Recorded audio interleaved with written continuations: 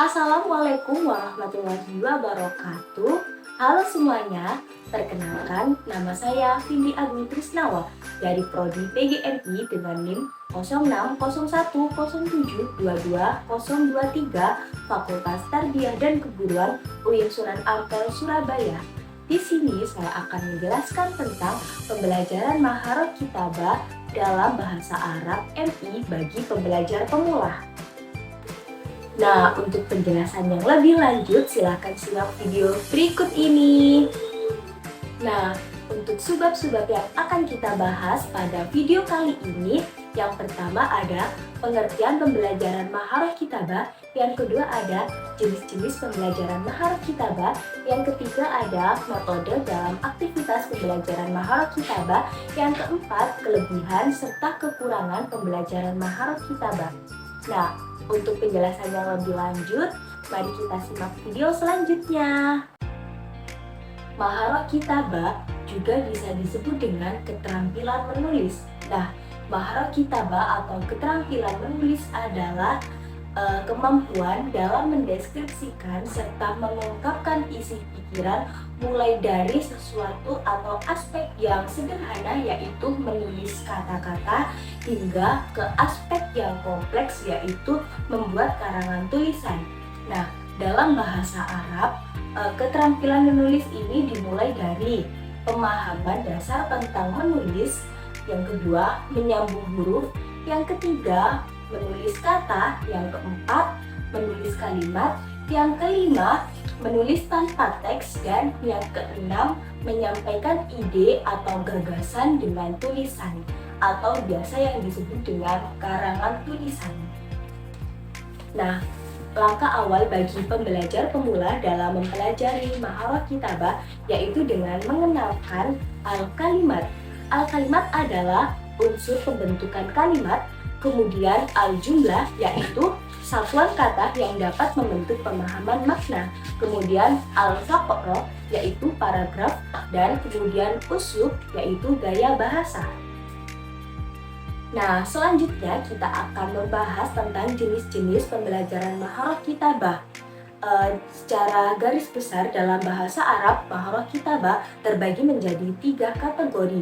Yang pertama yaitu ada imla atau dikte. Nah, menurut Mahmud Ma'ruf, imla adalah pembelajaran menulis dengan menuliskan huruf sesuai dengan posisinya dalam kata untuk mencegah terjadinya kesalahan. Nah, al-imla sendiri itu juga terbagi menjadi beberapa bagian. Setelah ini kita akan membahas pembagian dari al-imla. Nah, yang pertama ada imla hijai, yaitu peserta didik diminta untuk menuliskan huruf-huruf hijaiyah kemudian disusun menjadi kosakata. Kemudian ada imla manqul, yaitu peserta didik diminta untuk memindahkan tulisan dari media tertentu ke dalam buku pelajaran peserta didik. Dalam pembelajaran ini, guru menulis, kemudian peserta didik diminta untuk menirukan tulisan tersebut. Nah, kemudian ada imla manzur, yaitu peserta didik diminta untuk melihat tulisan dengan teliti. Kemudian peserta didik diminta untuk menuliskan tulisan tersebut tanpa melihatnya lagi. Kemudian ada imla istima, yaitu peserta didik diminta untuk mendengarkan kata-kata atau kalimat atau teks yang dibacakan oleh guru, kemudian menuliskannya. Kemudian ada imla ikhtibari, yaitu pembelajaran ini bertujuan untuk mengukur kemampuan peserta didik dari pertemuan-pertemuan sebelumnya. Jadi pembelajaran imla ikhtibari itu mempelajari tentang menghafal, menulis, serta mendengarkan dengan baik. Nah, selanjutnya kita akan membahas tentang al-khat. Al-khat atau menulis indah atau kaligrafi. Nah, al-khat adalah kategori menulis dengan memperhatikan aspek estetika dalam membuat kata-kata atau kalimat. Nah, al-khat sendiri juga terbagi menjadi beberapa macam. Nah, selanjutnya akan kita bahas pembagian dari al-khat. Nah, yang pertama yaitu ada khat kufi, yaitu khat yang paling tertua dalam penulisan Arab dan khot ini berasal dari kota Kufah. Kemudian ada khot naskhi, yaitu khot yang paling sering digunakan dalam penulisan kaligrafi.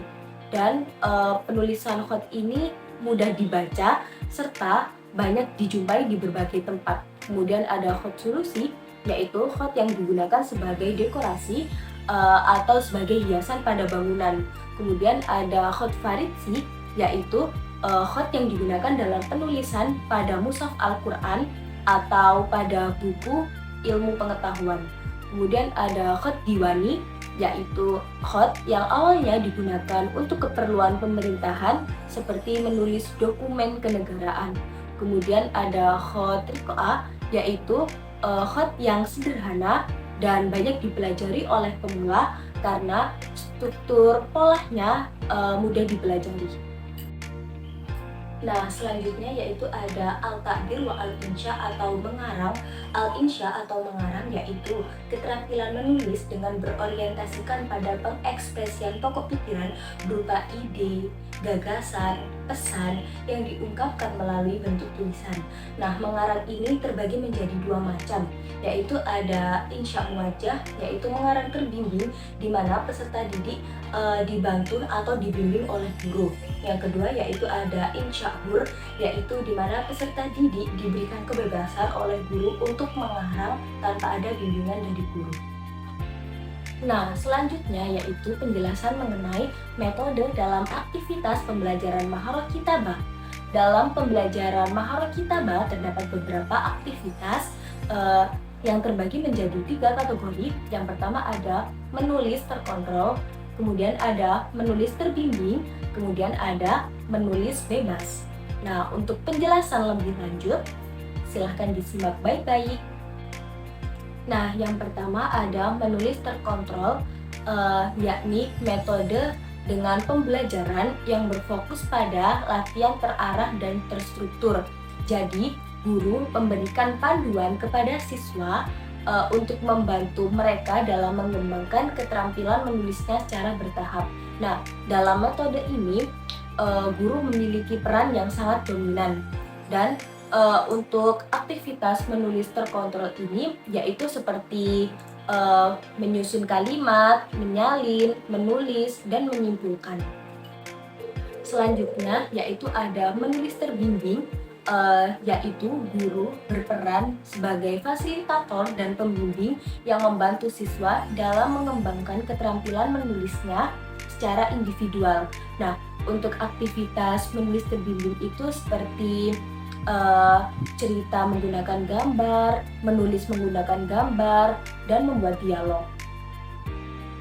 Selanjutnya yaitu menulis bebas, di mana siswa diberikan kebebasan dalam mengaktualisasikan pola pikirnya dalam bentuk tulisan. Nah, selanjutnya yaitu kelebihan serta kekurangan dalam pembelajaran Maharah Kitabah. Untuk kelebihannya, yang pertama yaitu memperkuat hafalan kosakata serta mufrodat. Yang kedua, meningkatkan kemampuan motorik halus. Yang ketiga, membangun kedisiplinan dan ketelitian. Kemudian yang keempat, mengembangkan keterampilan berbahasa Arab. Dan yang kelima, mempertajam pengenalan huruf Arab. Nah, adapun kekurangannya, yang pertama yaitu kurang menekankan pada aspek komunikasi. Yang kedua, membosankan bagi sebagian siswa karena menulis merupakan sesuatu atau kegiatan yang dilakukan secara berulang-ulang. Kemudian yang ketiga, membutuhkan waktu yang lama. Yang keempat, rentan terhadap kesalahan dalam penulisan. Nah, itu tadi merupakan penjelasan mengenai pembelajaran Maharah Kitabah dalam bahasa Arab MI bagi pembelajar pemula. Semoga dapat dimengerti dan bermanfaat bagi kita semua. Sekian dari saya. Wassalamualaikum warahmatullahi wabarakatuh. Sampai jumpa semuanya.